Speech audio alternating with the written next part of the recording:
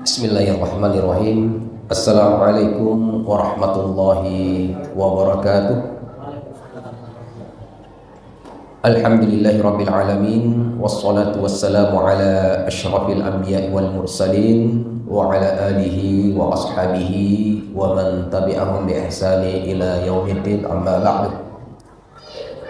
Jamaah salat maghrib, Bapak Ibu yang dirahmati dan dimuliakan oleh Allah Subhanahu wa taala, syukur alhamdulillah sering-sering kita ucapkan Bapak Ibu sekalian dengan ucapan alhamdulillahirabbil alamin atas nikmat-nikmat yang telah Allah Subhanahu wa taala limpahkan kepada kita, terutama nikmat iman dan Islam. Karena tidak ada kebahagiaan yang hakiki yang akan memberikan kebahagiaan sampai ke akhirat kecuali daripada dua nikmat, yaitu iman dan Islam. Kemudian salawat dan salam kepada Rasulullah Sallallahu Alaihi Wasallam, kepada keluarga-keluarganya, para sahabat-sahabatnya, para tabi'in, tabi'ut tabi'in, ulama-ulama kita salaf maupun khalaf, dan kaum muslimin yang di luar sana, dan khususnya jamaah yang berada di masjid ini, agar supaya kita senantiasa menjunjung tinggi sunnah-sunnah Rasulullah Sallallahu Alaihi Wasallam. Bapak Ibu yang berbahagia yang dimuliakan oleh Allah Subhanahu wa taala, kita sudah masuk di hadis yang ke-8 Bapak Ibu ya. Hadis ke-8. Kalau sebelumnya hadis ke-7 ad-dinu an-nasihah. Ya, sekarang kita masuk yaitu hadis tentang kewajiban berdakwah. Temanya mungkin bermacam-macam Bapak Ibu sekalian. Mungkin di buku Bapak Ibu ya judulnya bukan kewajiban berdakwah ya, tapi intinya hadisnya sama ya, Bapak Ibu sekalian. Ya, dari an Ibni Umar radhiyallahu anhuma anna Rasulullah sallallahu alaihi wasallam qala umirtu an uqatilan nas hatta yashhadu an la ilaha illallah wa anna Muhammadan Rasulullah wa yuqimus salata wa yu'tuz zakata fa idza fa'alu dhalika asamu minni dima'ahum wa amwalahum illa bihaqqil Islam wa hisabuhum 'ala Allahi ta'ala. Rawahul Bukhari wa Muslim.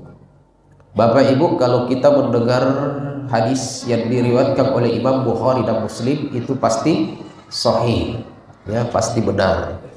Jadi tidak ada lagi para ulama kaum muslimin yang berselisih pendapat atas kesahihan daripada hadis-hadis yang diriwayatkan oleh Imam Bukhari dan Imam Muslim rahimahumullah taala.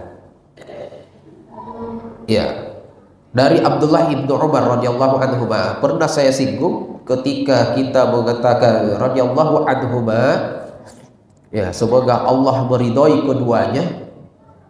Ya, kenapa keduanya sedangkan nama yang kita sebutkan cuma satu? Ya, jawabannya adalah karena ya, Ibnu Umar yaitu Abdullah dan Umar bin Khattab sama-sama sahabat Nabi, sama-sama muslim. Maka keduanya kita doakan radhiyallahu anhuma. Kalau satu orang radhiyallahu anhu. Ya. Anna Rasulullah sallallahu alaihi wasallam, bahwa Rasulullah sallallahu alaihi wasallam bersabda.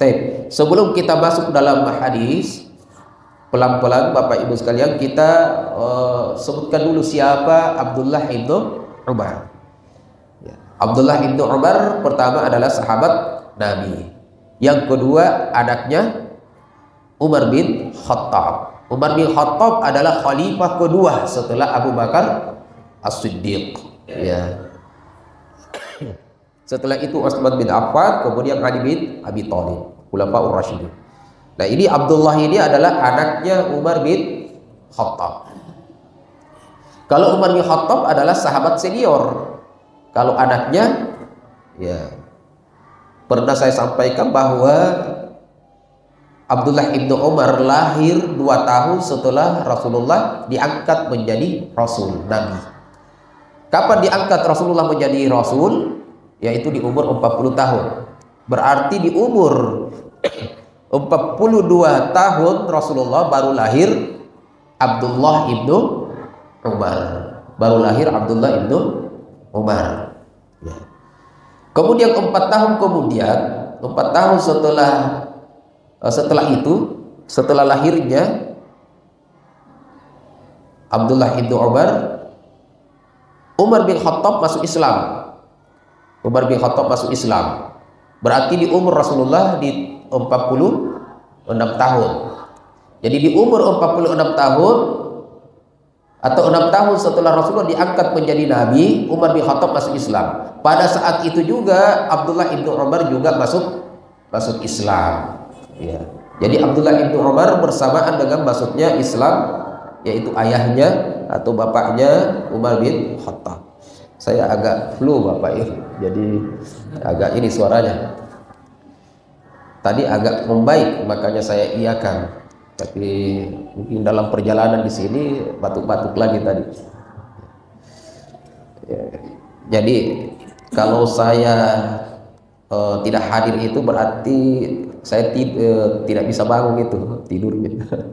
Sakitnya tidak bisa bangun kalau saya izin. Jadi selama saya masih bisa jalan, insya Allah saya hadir. Ya. Tadi juga dari pagi, dari jam 8 sampai zuhur, sampai setelah ini ada audit. Jadi saya mengaudit juga di Unismo. Kemudian saya dihubungi untuk mengisi kajian. Ya, dan memang jadwal saya. Ya, Bapak Ibu sekalian, kita lanjutkan. Jadi Abdullah ibnu Umar ini adalah masuk Islam masih bayi, ya, masih balita, umur 4 tahun. Ya. Masuknya Umar bin Khattab, bapaknya Islam. Di saat itu juga Abdullah ibnu Umar masuk Islam. Ya, kemudian pernah suatu ketika Nabi Shallallahu Alaihi Wasallam bersabda, ya, ini keistimewaan Abdullah ibnu Umar. Pernah Rasulullah SAW bersabda, kata Rasulullah, sebaik-baik laki-laki adalah Abdullah ibnu Umar, andaikan ia mengerjakan sholat malam. Saya ulangi Bapak Ibu sekalian, apa kata Nabi? Sebaik-baik laki-laki adalah Abdullah ibnu Umar, seandainya dia mengerjakan sholat malam. Jadi begitu Rasulullah memotivasi para sahabat. Jadi tidak langsung sholat malam ki, sholat tahajud ki, pergi ki berjamaah. Tapi Rasulullah dengan secara tidak langsung. Jadi mungkin ini juga bisa menjadi metode mengajar untuk anak-anak kita. Sebaik-baik anak itu baru dikatakan solehna kalau kita sholatnya di masjid. Nah, jadi tidak usah pergi ke masjid. Baik. Kemudian sejak Abdullah ibnu Umar mendengar perkataan Nabi Shallallahu Alaihi Wasallam, maka Abdullah ibnu Umar tidak pernah lagi meninggalkan sholat malam. Ya, sholat malam. Jadi tidak ada satu malam pun kecuali Abdullah ibnu Umar pasti sholat. Bahkan dari Nafi rahimahullah ta'ala menceritakan, beliau mengatakan, karena ibnu Umar yuhyi baina zuhri ilal asri. Abdullah ibnu Umar itu terbiasa gemar menghidupkan antara zuhur dan asar. Artinya bukan hanya pertengahan atau sholat malam, tetapi dia juga menghidupkan antara zuhur ke asar. Zuhur dan asar itu bukan bisa jadi tidak keluar dari masjid, berzikir, berdoa, baca Quran, ya, dari hafalannya dan seterusnya. Jadi setelah mendengar Rasulullah SAW mengatakan sebaik-baik laki-laki adalah Abdullah ibnu Umar, seandainya dia mengerjakan sholat malam, setelah itu Abdullah ibnu Umar tidak pernah lagi meninggalkan sholat malam. Dan setelah itu ternyata bukan hanya sholat malam, dia hidupkan, kata Nafi, dia hidupkan antara zuhur ke asar, ya, dengan beribadah. Ya. Nah, kemudian kata Nafi juga, kana Ibnu Umar radhiyallahu taala anhu idza fatathu sholatul isya fi jama'atin ahya baqiyata lailatihi. Kang Abdullah ibnu Umar ini kan sudah terbiasa sholat malam, tidak pernah meninggalkan sholat malam. Nah, kata Nafi, kalau Abdullah ibnu Umar meninggalkan terlewat sholat isya berjamaah di masjid, maka beliau menebusnya, mengganti ketidak sholat berjamaahnya itu dengan bangun tengah malam beribadah sepanjang malam sampai subuh. Jadi kalau sempat satu sholat, kalau dia disebutkan di sini sholat isya tidak berjamaah, maka diganti dengan sholat sepanjang malam. Luar biasa ya. Jadi ini bisa menjadi contoh Bapak Ibu sekalian, kalau kita sudah punya azam, cita-cita ya, saya tidak mau ketinggalan sholat malam, tiba-tiba kita ketinggalan, artinya kita bangun sudah sholat subuh atau waktu subuh, tidak sempat kita sholat malam, maka boleh Bapak Ibu sekalian, alangkah baiknya kita berjanji, kalau saya tidak sholat malam satu malam, maka saya akan bersedekah kepada fakir atau miskin. Jadi terganti Bapak Ibu sekalian. Atau dalam sehari kalau saya tidak bersedekah, saya akan sholat malam. Boleh seperti itu. Artinya untuk memotivasi kita beribadah. Setelah itu insya Allah kalau sudah terbiasa, maka silahkan lakukan semuanya. Sedekahnya jalan, sholat malamnya jalan. Tapi untuk awal, dan ibadah itu harus dipaksa. Ibadah Bapak Ibu sekalian terkadang harus dipaksa ya, harus dipaksa, diawali dengan paksaan, tidak masalah. Ustadz, kalau dipaksa berarti tidak ikhlas. Ada tunji ikhlasnya ya, cuma karena masih kurang mampu melakukannya, maka harus ada paksaan dulu, diawali dengan paksaan. Misalnya mau sholat malam, kan berat sekali Bapak Ibu sekalian. Orang yang tidak pernah sholat malam, malam ini dia mau sholat malam, itu berat sekali. Maka apa yang dilakukan? Paksakan. Hari ini terpaksa, besok masih terpaksa, ketiga keempat kalinya insya Allah akan hilang itu ya. Dan kalau sudah terbiasa dilakukan, maka dia akan terbangun dengan sendirinya di waktu yang sama dengan sebelumnya ya. Coba dibuktikan Bapak Ibu sekalian, buktikan nih. Mungkin Bapak Ibu sekalian sudah pernah ada yang membuktikan di awalnya tidak terbangun di jam itu, tapi karena sudah terbiasa setiap jam 2 alarmnya bunyi ya, setiap jam 2 dia bunyikan alarm di jam 2 itu, dan dia bangun sholat tahajud. Setiap jam 2 bangun sholat tahajud. Di beberapa hari berikutnya dia tidak pakai alarm lagi dan pasti terbangun Bapak Ibu sekalian. Karena kalau sudah terbiasa, maka tidak ada alasan yang mengatakan saya begadang tadi malam sehingga tidak terbangun. Kalau orang sudah terbiasa Bapak Ibu sekalian, walaupun setengah jam dia tidur, setengah jamnya dia akan terbangun sholat tahajud dan tetap segar.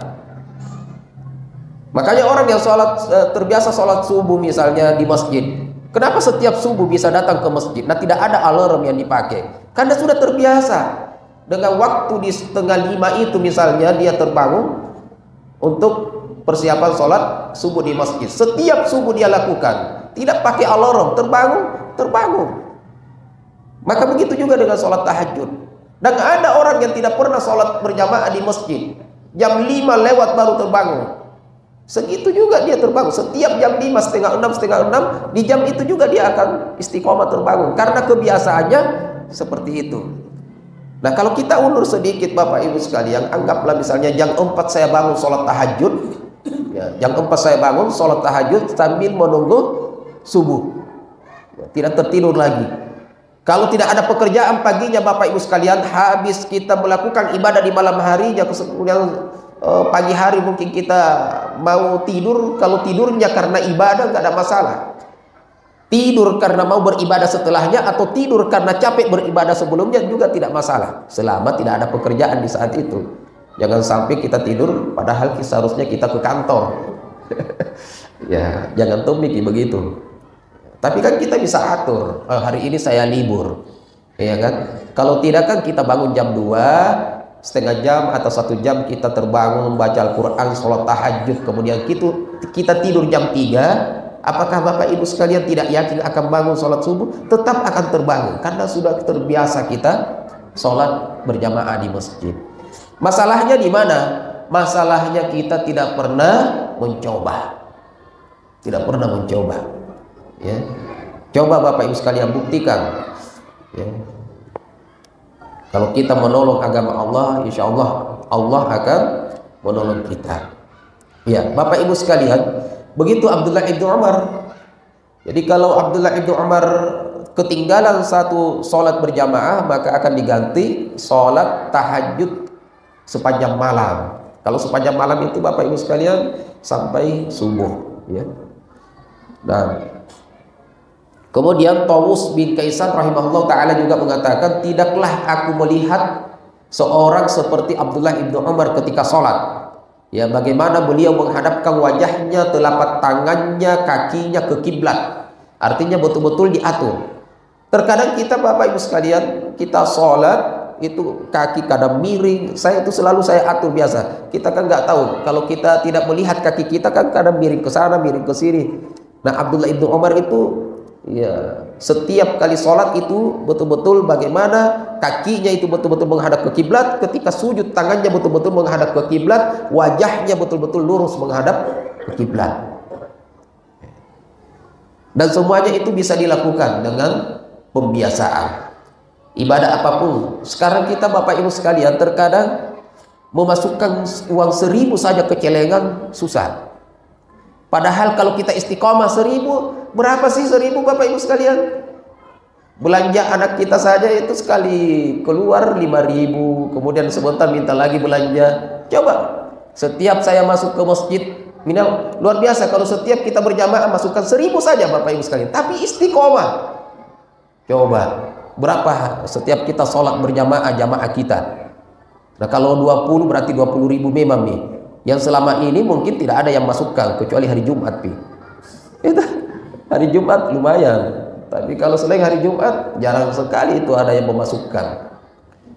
Nah, 1.000 saja Bapak Ibu sekalian. Kalau ada 1.000 itu dan dipakai untuk kegiatan keagamaan, maka itu akan menjadi amal jariah Bapak Ibu sekalian. Kalau dia uang 1.000 itu sempat dijadikan untuk beli semen, maka uang 1.000 itu ada di bagian tembok ini Bapak Ibu sekalian. Iya, apalagi lebih dari itu. Ini kan kecil sekali kalau cuma 1.000. Saya yakin Bapak Ibu sekalian kalau cuma 1.000, ya kita mau bilang 100.000 pun Bapak Ibu sekalian sangat mampu sekali. Apalagi cuma 1.000. Yang kita inginkan adalah bukan banyaknya, tapi istiqomahnya. Begitu juga dengan ibadah Bapak Ibu sekalian. Tidak usah berjanji saya sholat satu malam ini 12 rakaat. Nggak usah seperti itu. 2 rakaat saja dulu. 2 rakaat, coba 1 pekan, 2 pekan, 1 bulan. Kalau 2 rakaat saja mampu, insya Allah bisa ditambah. Tapi kalau 2 rakaat saja tidak mampu, mau tongis 12 rakaat, 2 rakaat saja sulit, apalagi 12 rakaat. Atau kita mampu, saya akan sholat 12 rakaat malam ini. Saya khawatir Pak Ibu sekalian, malam ini 12 rakaat Bapak Ibu akan capek. Pengaruhnya kemana? Malam kedua tidak lagi melakukannya. Kenapa? Karena yang ada di pikiran Bapak adalah capek. Tapi kalau 2 rakaat misalnya kita terbangun mau pipis, kenapa kita tidak ambil air wudhu, kemudian kita sholat dulu 2 rakaat, baru kita tidur lagi. 2 rakaat saja dulu. Tambah, jangan lupa witirnya 1. 2 rakaat tambah 1 witir.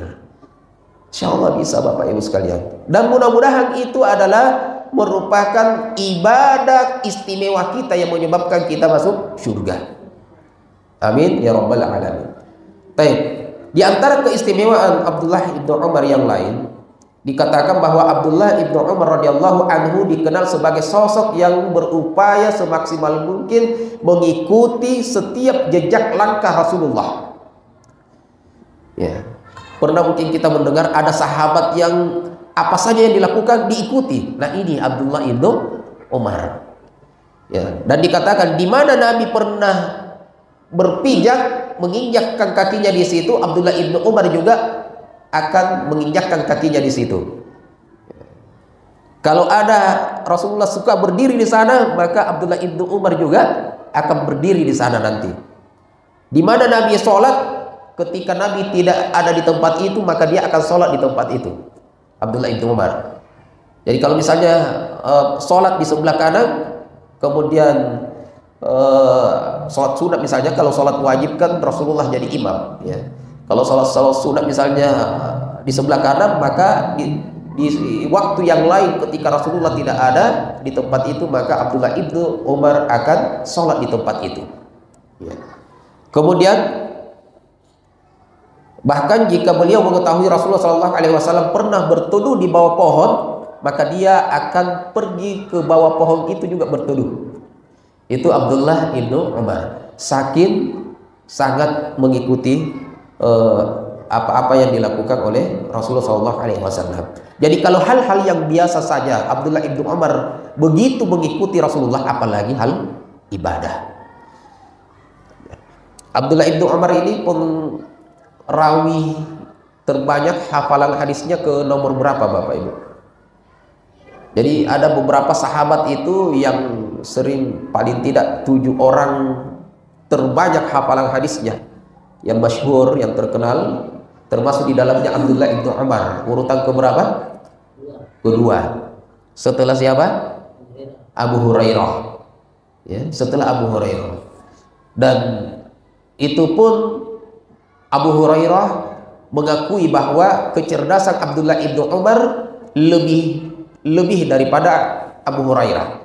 Tapi kenapa Abu Hurairah bisa lebih banyak hafalan hadisnya, lebih banyak meriwayatkan hadis daripada Abdullah ibnu Umar? Karena Abu Hurairah mencatat. Sedangkan kalau seperti itu bahasanya, berarti Abdullah ibnu Umar tidak mencatat. Langsung 2.700-an hadis yang dihafal semuanya adalah hafalan tanpa catatan, ya, tanpa catatan. Kalau Abu Hurairah mencatat, dan kita sudah sebutkan Abu Hurairah adalah orang yang tinggal di Masjid Nabawi. Jadi Rasulullah memang tinggal di kamar, ya mungkin kalau kita dia tinggal di dalam masjid, Abu Hurairah. Makanya banyak meriwayatkan hadis karena bisa dikatakan satu rumah dengan Nabi, tidak pernah berpisah dengan Nabi. Abdullah ibnu Umar anak kecil, anak-anak, ya. Kemudian yang ketiga siapa? Anas bin Malik. Anas bin Malik ini pembantu Rasulullah SAW. Seorang pembantu bisa menjadi urutan ketiga meriwayatkan hadis Rasulullah SAW. Sekitar 2.200-an, 2.300-an. Kemudian Aisyah, istri Nabi. Kemudian Abdullah ibnu Abbas, anaknya Abbas. Jabir bin Abdullah. Kemudian Abu Sa'id Al-Khudri. Nah, baik Bapak Ibu sekalian. Nah, selain itu Abdullah ibnu Umar juga pernah suatu saat, jadi sebelum kita melangkah ke hadisnya harus kita tahu perawinya, Bapak Ibu sekalian, ya. Abdullah ibnu Umar pernah berinfak suatu ketika dia membeli 5 budak sekaligus, ya. Kemudian Abdullah ibnu Umar setelah membeli budak itu, datang waktu sholat, maka Abdullah ibnu Umar pun sholat. Ada yang mengatakan ya sholat sunnah. Maka Abdullah ibnu Umar sholat sunat, sholat, tiba-tiba kelima budak yang dibeli ini karena bukan muslim ikut juga sholat, padahal belum bersyahadat. Oke. Maka Abdullah ibnu Umar bertanya, untuk siapa kalian sholat? Budak yang 5 ini mengatakan untuk Allah semata. Maka kata Abdullah ibnu Umar, kalian adalah hamba Allah yang merdeka di hadapan zat yang kalian ibadahi. Artinya kan ini budak yang baru dibeli, maka dia sebenarnya budaknya siapa? Budaknya Abdullah ibnu Umar, 5 orang ini. Tapi karena dia sholat semata-mata, sholatnya karena Allah Subhanahu wa ta'ala, berarti dia mengenal Tuhannya. Maka dengan itu kata Abdullah ibnu Umar, sekarang kamu bebas. Sekarang kamu bebas. Artinya bukan lagi budak. Bukan lagi budak. Karena budak Bapak Ibu sekalian itu banyak ininya, ya. Pertama, budak itu diperjualbelikan. Sekarang nggak ada budak Bapak Ibu ya. Kalau ada pembantu itu bukan budak. Ya. Diperjualbelikan. Yang kedua, tidak saling mewarisi. Jadi kalau budak meninggal dunia, maka hartanya seluruhnya itu untuk tuannya. Karena sebenarnya budak tidak ada hartanya. Dia tidak punya harta. Tapi kalau ada yang dipegang misalnya dari tuannya, maka itu semua kembali ke tuannya sampai dia merdeka. Jadi tidak ada barangnya. Kemudian kalau keluarganya misalnya orang tuanya meninggal dunia, maka dia tidak punya warisan dari orang tuanya karena dia budak. Jadi itu budak. Maka ketika dimerdekakan itu sangat luar biasa. Nah, baik, kita masuk ke dalam hadisnya Bapak Ibu sekalian.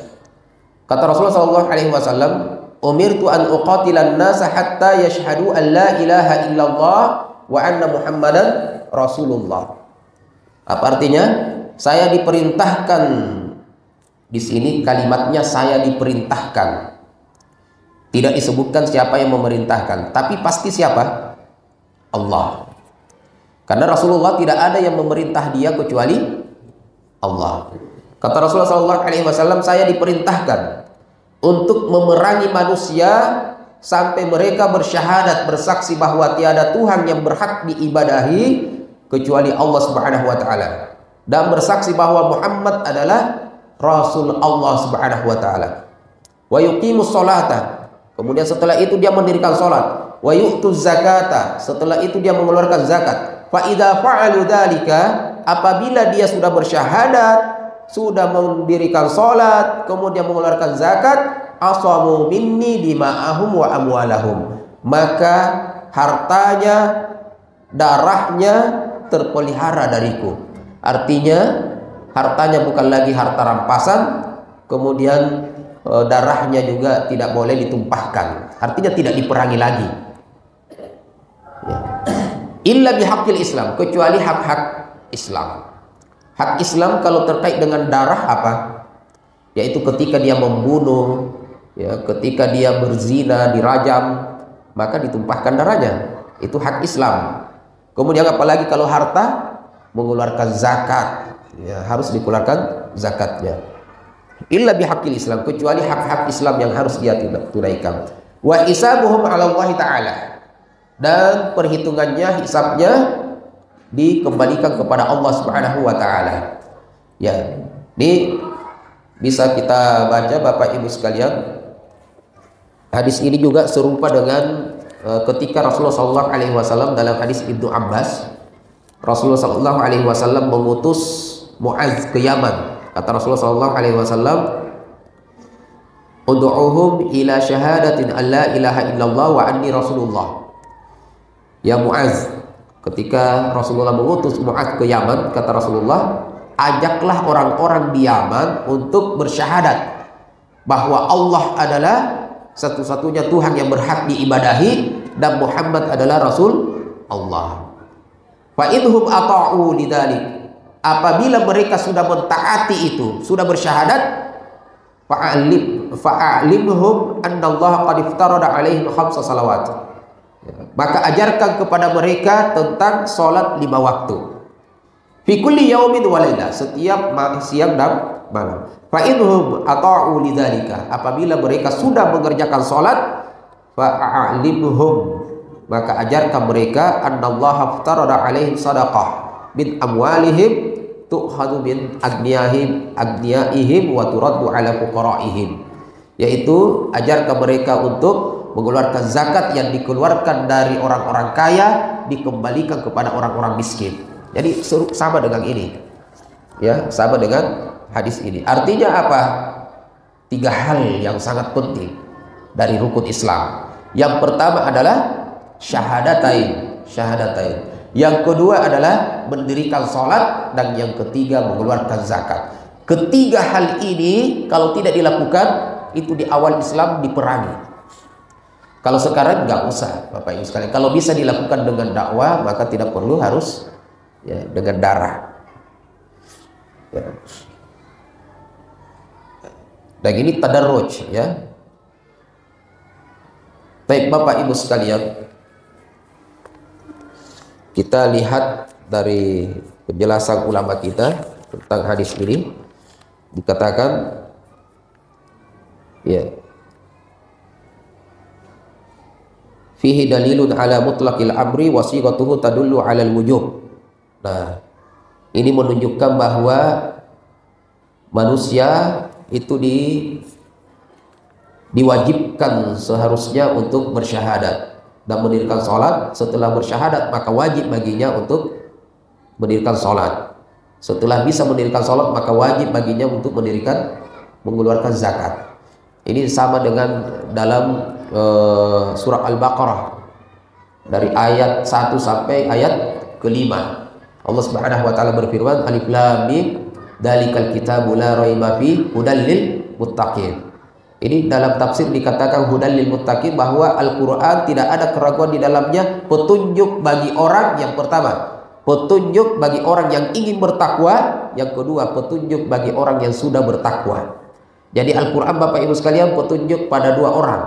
Yang sudah bertakwa pasti Al-Quran petunjuknya. Kenapa dia bisa bertakwa? Pasti Al-Quran petunjuknya.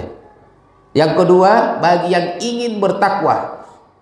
Jadi kalau ada yang mencari hidayah, bagaimana saya bisa konsisten beribadah, maka sampaikan, jadikan Al-Quran sebagai pedomannya. Ya, artinya belajar Al-Quran. Hudal lil muttaqin alladzina yu'minuna bil ghaibi wa yuqimuna sholata wa mimma razaqnahum yunfiqun walladzina yu'minuna bima unzila ilaika wa ma unzila min qablik wa bil akhirati hum yuqinun. Sampai terakhir, ulaika ala hudan min rabbihim wa ulaika humul muflihun. Apa kata Allah di akhir? Maka orang yang bertakwa itu yang pertama adalah beriman kepada yang gaib, artinya beriman kepada Allah. Ya, kalau kita masukkan syahadatain, beriman kepada Allah. Kapan dia beriman kepada Allah? Dia harus bersyahadat. Setelah itu apa kata Allah? Yu'minuna bil ghaib wa yuqimunas shalah. Ini kan seiring dengan hadis ini. Wa yuqimunas shalah, yaitu mendirikan salat. Wa mimma razaqnahum yunfiqun, menginfakkan sebagian hartanya di jalan Allah, bersedekah, berzakat. Wa mimma razaqnahum yunfiqun. Walladzina yu'minuna bima unzila ilaika, itu beriman kepada Al-Quran. Wa ma unzila min qablik, beriman kepada kitab-kitab sebelum Al-Quran. Jadi Bapak Ibu sekalian, muslim itu tidak dikatakan muslim kalau dia tidak beriman kepada kitab-kitab yang pernah turun sebelum Al-Quran. Berbeda dengan agama yang lain, harus beriman kepada kitabnya saja. Sedangkan kita beriman dengan kitab-kitab mereka.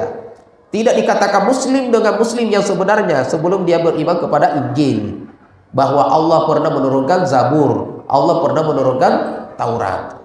Tetapi tetap kita punya keyakinan bahwa Al-Quran adalah khatamul kutub, yaitu penutup dari kitab-kitab itu. Yang namanya penutup, maka dia yang paling rajih, yang lainnya sudah marjuh. Baik. Ulaika ala hudan min rabbih, mereka itulah orang-orang yang mendapatkan petunjuk dari Allah. Jadi Bapak Ibu sekalian, ketika Bapak Ibu sekalian bisa beribadah dengan baik, itu adalah petunjuk dari Allah, bukan semata-mata karena kita cerdas, bukan semata-mata karena kekuatan kita. Itu adalah petunjuk dari Allah. Maka setelah ayat ini Bapak Ibu sekalian, boleh kita baca ulang nanti di rumah, dari ayat 1 sampai ayat ke-5 surat Al-Baqarah. Di ayat yang ke-5 Allah mengatakan, ulaika ala hudan min rabbihim, mereka itulah yang mendapatkan petunjuk dari Allah. Siapa itu? Tadi yang beriman, kemudian yang beramal soleh. Ya. Ulaika ala hudan min rabbihim wa ulaika humul muflihun, dan mereka itulah orang yang beruntung. Kata ulama kita, ini adalah bentuk kecintaan Allah kepada hambanya. Ya, perhatikan Bapak Ibu sekalian, yang pertama ini adalah cinta Allah di dunia, petunjuk. Ulaika ala hudan min rabbihim, mereka itulah yang mendapatkan petunjuk. Itu di mana Bapak Ibu? Di dunia. Karena tidak ada lagi petunjuk nanti di akhirat. Ulaika ala hudan min rabbihim, mereka orang yang dicintai oleh Allah akan diberikan petunjuk di dunia. Satu, itu bentuk kecintaan Allah. Bentuk kecintaan Allah yang kedua nanti di akhirat. Ayatnya wa ulaika humul muflihun, dan mereka itulah yang beruntung. Kapan orang itu beruntung? Ketika Allah memasukkan orang yang bertakwa tadi ini ke dalam surga Allah Subhanahu wa taala. Apa ayatnya? Innalil muttaqina 'inda rabbihim jannatin na'im. Sesungguhnya bagi orang-orang yang bertakwa di sisi Allah dipersiapkan surga yang penuh dengan kenikmatan. Jadi ada dua bentuk cintanya Allah. Apakah kita sudah termasuk yang dicintai oleh Allah di dunia atau belum? Kalau kita mampu melaksanakan ibadah dengan ikhlas, mampu istiqomah beribadah Bapak Ibu sekalian dari rukun Islam, mampu kita beribadah, akhlak kita juga baik kepada sesama manusia, maka itu adalah hidayah dari Allah. Apa yang kita lakukan sekarang? Istiqomah, pertahankan itu. Itu tandanya bahwa Allah cinta kepada kita. Sebaliknya Bapak Ibu sekalian, yang sampai hari ini belum mendapatkan hidayah itu, berarti Allah belum menurunkan cintanya kepada mereka. Ya. Kan sering kita baca di dalam Al-Quran apa? Setiap surat biasanya kita dahului dengan Bismillahirrahmanirrahim, dengan menyebut nama Allah yang Maha Pengasih lagi Maha Penyayang. Yang kita inginkan yang mana Bapak Ibu sekalian? Kalau saya suruh memilih, yang mana kita pilih? Ar-Rahman atau Ar-Rahim? Ar-Rahim. Kalau Ar-Rahman ini Bapak Ibu sekalian silahkan buka tafsir. Ar-Rahman ini adalah bentuk pengasihnya Allah untuk seluruh makhluknya, bukan hanya orang yang beriman. Ar-Rahman adalah Maha Pengasih. Untuk siapa? Seluruh makhluknya, beriman maupun tidak beriman, Allah akan kasih. Ar-Rahim, yang disayang, yang dicintai oleh Allah. Siapa yang disayang? Ya pasti orang yang beriman kepadanya, orang yang beribadah kepadanya. Maka ketika kita mampu beribadah kepada Allah, apa yang dilakukan? Istiqomah, karena itu adalah tanda Allah cinta kepada kita. Berarti kita termasuk hamba Allah yang dicintai oleh Allah, bukankah hanya dikasihi? Makanya jangan heran Bapak Ibu sekalian, sering sekali ada yang bertanya, Ustaz, kenapa kita sudah sholat, kita sudah beribadah dengan baik kepada Allah, anggaplah kita ini kan muslim, coba kita bandingkan negara Islam atau orang muslim dengan orang-orang non muslim misalnya, ya, mungkin mereka lebih kaya, kelihatannya di dunia lebih bahagia, lebih segala-galanya, apa yang mereka inginkan bisa mereka lakukan, mereka dapatkan, sedangkan kita ujiannya sangat luar biasa, ya kan? Banyak sekali ujiannya, padahal kita, nah ini berarti tidak adil, Ustaz. Itu karena yang dilihat hanya pengasihnya Allah, bukan penyayangnya. Jadi Bapak Ibu sekalian, Allah itu maha adil. Keadilannya ketika Allah menciptakan manusia, tidak akan mungkin tidak dikasih oleh Allah. Siapa yang berusaha, dia kafir atau muslim, pasti akan kasih. Karena Allah maha kasih dengan pengasih yang sempurna. Beda dengan ibu, beda dengan bapak, beda dengan kita manusia. Kita pilih kasih, dipilih yang mana mau dikasih. Ya, itu namanya pilih kasih. Kalau Allah, siapa yang berusaha, maka Allah akan kasih. Muslim atau bukan muslim, beribadah atau bermaksiat. Makanya ada juga orang yang berjalan dengan caranya bermaksiat, tapi tetap cita-citanya dia dapat. Karena Allah kasih melalui Maha Pengasihnya. Allah Maha Pengasih, dengan siapa yang berusaha, dia akan dapat. Ya. Tapi belum tentu disayang. Belum tentu disayang. Makanya tadi di dalam surah Al-Baqarah, wa ulaika humul muflihun, itu di akhirat. Walaupun di dunia juga orang yang bertakwa ini adalah orang yang beruntung. Tetapi keberuntungan yang hakiki itu ketika Allah memasukkan kita ke dalam surganya. Kalau belum masuk surga Pak, Ibu, belum beruntung. Makanya orang yang tidak beribadah di dunia ini, sebahagia-bahagianya itu bukan keberuntungan yang hakiki. Karena keberuntungan yang sebenarnya itu adalah ketika Allah masukkan kita ke dalam surga. Kalau belum beruntung. Terus bagaimana supaya saya bisa dapat keberuntungan kita, keberuntungan itu? Kita cari kecintaan Allah di dunia. Mana kecintaan Allah di dunia? Yaitu beribadah. Siapa yang beribadah pasti Allah akan cinta kepadanya. Ya. Jadi tafsirnya Bapak Ibu sekalian, Ar-Rahman dengan Ar-Rahim, Ar-Rahman itu untuk seluruh makhluknya. Sedangkan Ar-Rahim itu khusus kepada hamba-hambanya yang bertakwa, yang beriman. Jadi nggak usah bingung Bapak Ibu sekalian. Allah uji kita, Allah kasih kita, yang penting kita disayang. Beda dengan manusia, biar tidak nak sayang kak, yang penting nak kasih kak. Iya tak? Atau kita kasih dia kalau kita sayang. Kalau kita tidak sayang dia, tidak mau dikasih ki. Atau kalau kita mau ngasih ke dua orang, tidak pernah adil. Ada yang disayang-sayang sekali, ada yang kurang disayangi. Berbeda itu ngasihnya. Ketawa ibu-ibu di belakang. Ya.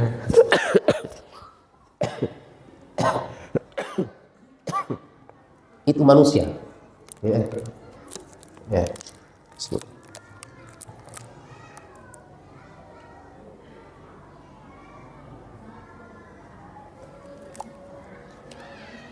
Kalau minum Bapak Ibu sekalian, sunnahnya selain daripada memegang tangan kanan, baca basmalah dulu, kemudian minum tiga kali. Ya. Apapun itu, walaupun hal yang biasa saja, kalau kita mengikuti sunnah, maka insya Allah itu akan bernilai pahala. Makanya orang yang cerdas itu bukan orang yang banyak ibadahnya, tetapi yang bisa menjadikan setiap gerakannya itu bernilai ibadah. Sedikit yang dilakukan, tapi setiap bergerak bernilai ibadah. Karena semuanya aktivitasnya selalu yang diingat adalah ibadah. Makanya salah juga kalau ada orang yang mengatakan tidur kita pun di siang Ramadan itu ibadah. Salah Bapak Ibu sekalian. Tidak semua orang yang tidur di siang hari Ramadan itu bernilai ibadah. Tidak semua. Tapi kalau ada orang yang tadi malam tahajudnya Masya Allah, kemudian pagi-pagi ketiduran, ngantuk sekali, berat sekali, tidak bisa terbuka matanya, maka tidurnya itu bernilai ibadah.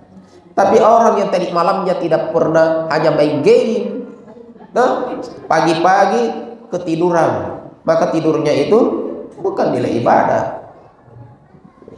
Orang yang tidur Bapak Ibu sekalian, sebentar malam kalau Bapak Ibu tidur dengan niat cepatlah tidur ini, ya, supaya saya bangun sholat tahajud, tiba-tiba tidak terbangun jaki, sudah bernilai ibadah tidur tadi. Makanya perbanyaklah berniat untuk ibadah walaupun tidak dilakukan. Ini belum dilakukan.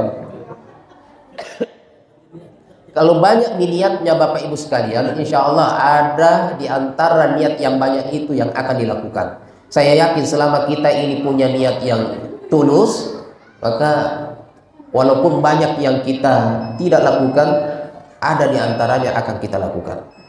Saya minta Bapak Ibu sekalian, kita semua termasuk saya, berbuatlah walaupun kecil. Termasuk tadi, setiap saya masuk ke masjid, saya akan bersedekah walaupun 1000. Kalau ada 5.000, alhamdulillah. Memangnya ragu Bapak Ibu sekalian mau dikemanakan uang di dalam masjid? Tidak ada lagi keraguan kecuali untuk pembangunan masjid, kegiatan-kegiatan keagamaan. Saya terkadang kalau saya ketemu dengan yang di jalanan itu, kasihan juga mereka yang ngamen. Tapi terkadang saya kan tidak suka nyanyi-nyanyian, maka saya tidak kasih mereka, karena apa yang mereka lakukan itu yang saya tidak sukai. Kayak gitu. Tapi kalau ada orang kasihan yang membawa anak-anak itu, biasanya yang membawa kerupuknya, kedong, ada usahanya menjual. Ada orang tua, Bapak Ibu sekalian, walaupun tidak butuh, beli kalau tidak bisa ngasih. Mungkin Bapak Ibu sekalian tidak butuh, banyak di rumahnya, atau tidak suka makanan itu, enggak masalah, beli ke orang itu, nanti kasihkan itu biskuit atau apa yang kita beli itu, kalau Bapak Ibu tidak suka, ke orang lain lagi. Jadi sedekahnya berlipat. Kalau kita terbiasa seperti itu, insya Allah yang ringan-ringan dulu, yang besar nanti akan mudah. Jangan langsung kita mau 100 juta, mau 10 juta, mau 1 juta. Nah, itu satu kali gitu Bapak Ibu sekalian. Atau mungkin akan muncul niat yang lain. Pernah ada yang bersedekah ketika disampaikan, kebiasaan disampaikan di masjid, si fulan menyumbang 500.000, si fulan menyumbang 1 juta.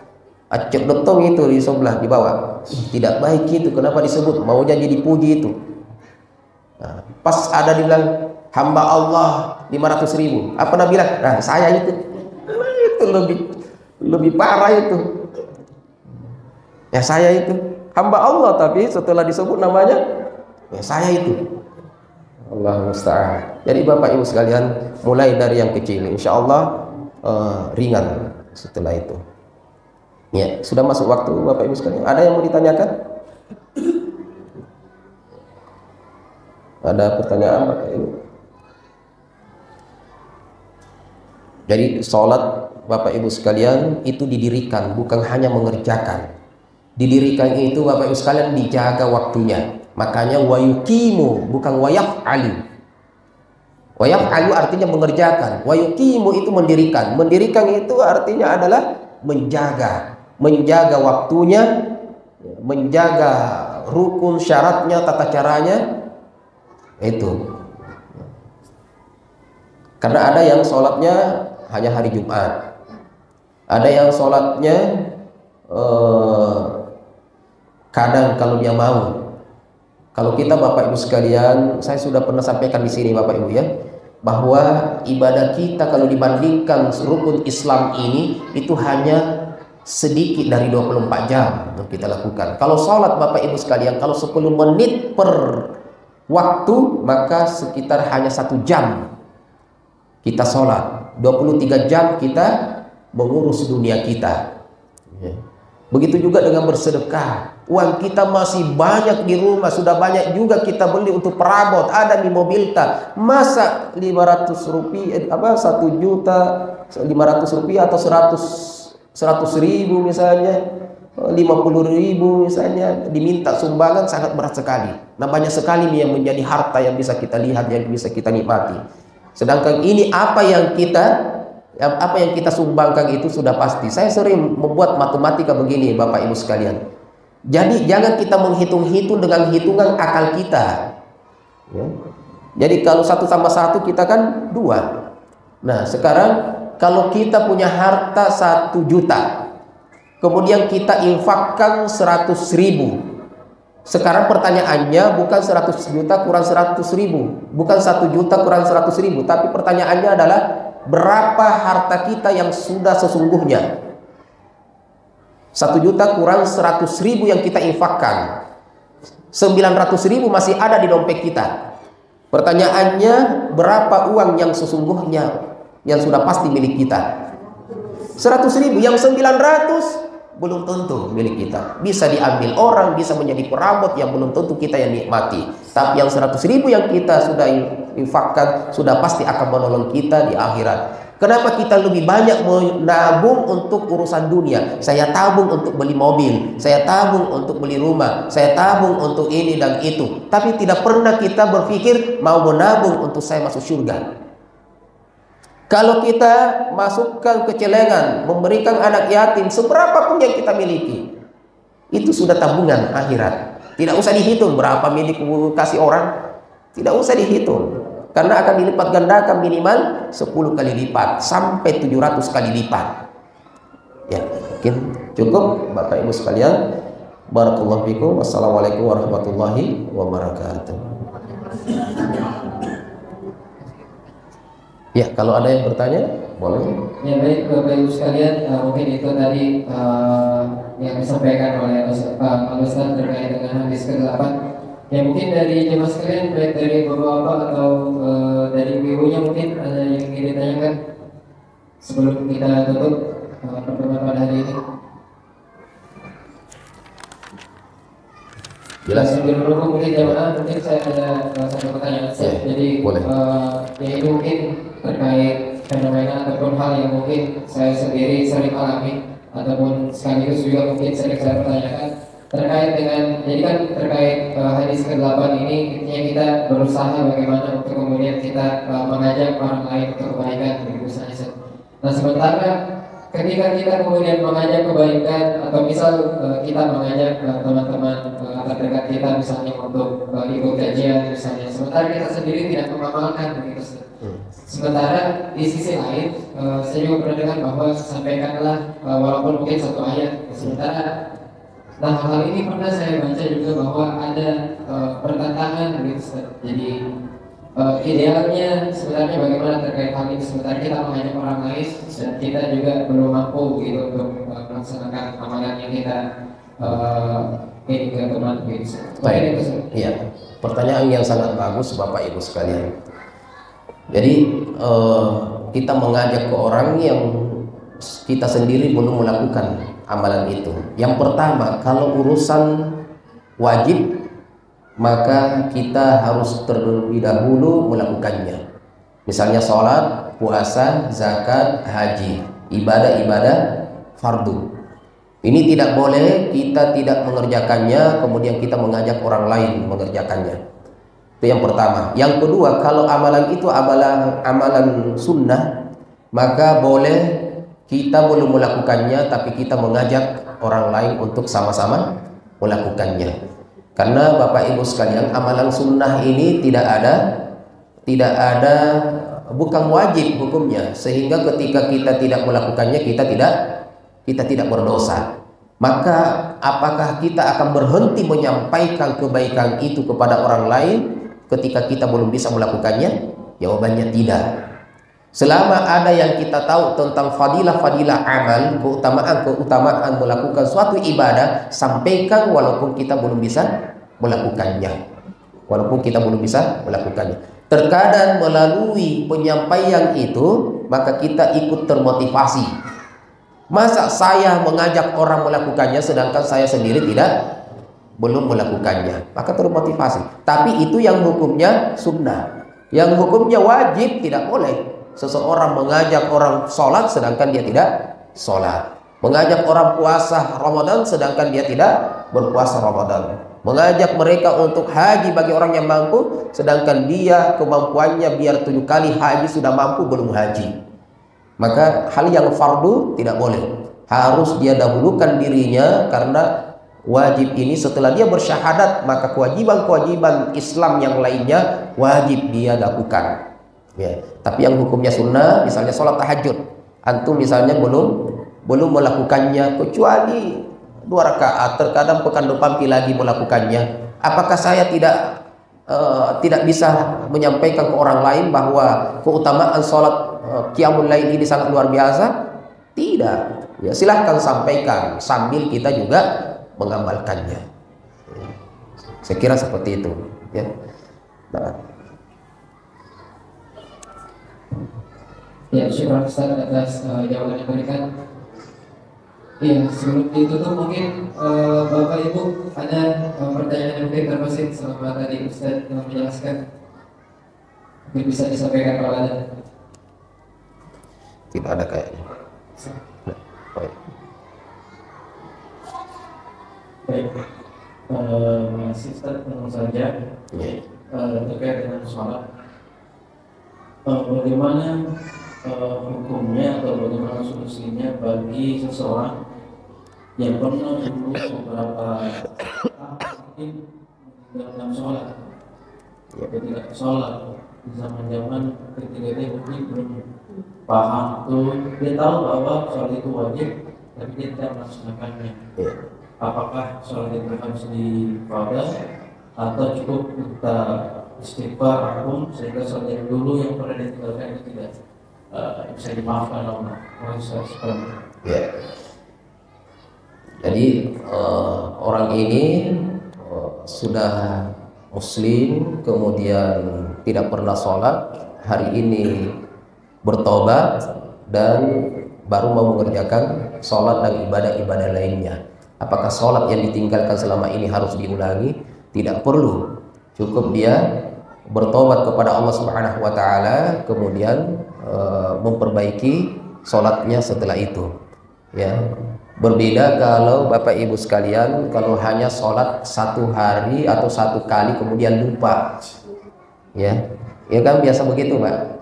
Tapi kalau yang tadi bertobat, Bapak Ibu sekalian, silahkan hari itu bertobat. Setelah itu sholat, setelah dia bertobat kena sholat zuhur, maka mulai dari zuhur itu dia jangan tinggalkan lagi sholat. Ya, dan tetap minta ampun kepada Allah Subhanahu wa Ta'ala atas dosa-dosanya yang sudah puluhan tahun dia sebagai muslim yang tidak beribadah kepada Allah Subhanahu wa Ta'ala. Tapi Bapak Ibu sekalian, ini kasusnya berbeda.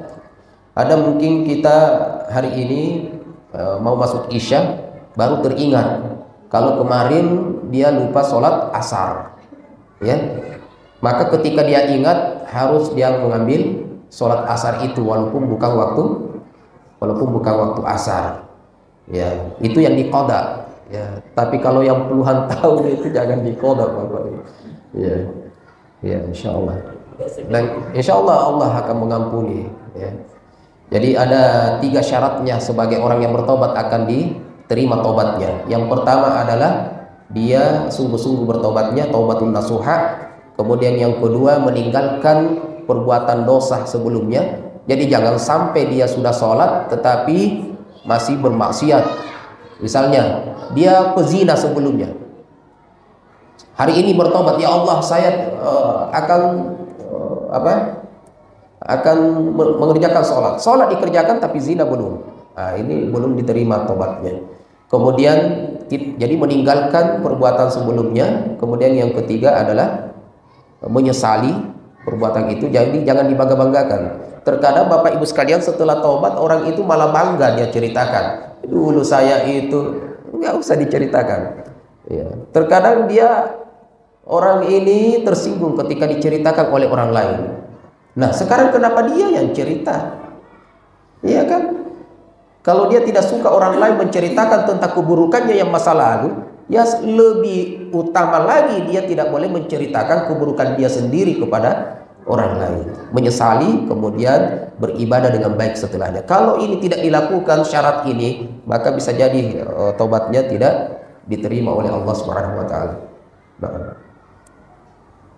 Ya, itu mungkin jawaban yang disampaikan oleh Pak Ustadz, yang mengingat waktu sudah sangat lewat untuk Isya. Jadi mungkin untuk kajian pada kesempatan kali ini kita cukupkan terlebih dahulu. Semoga apa yang disampaikan oleh Ustadz pada hari ini bisa bermanfaat untuk kita semua di kehidupan keseharian kita.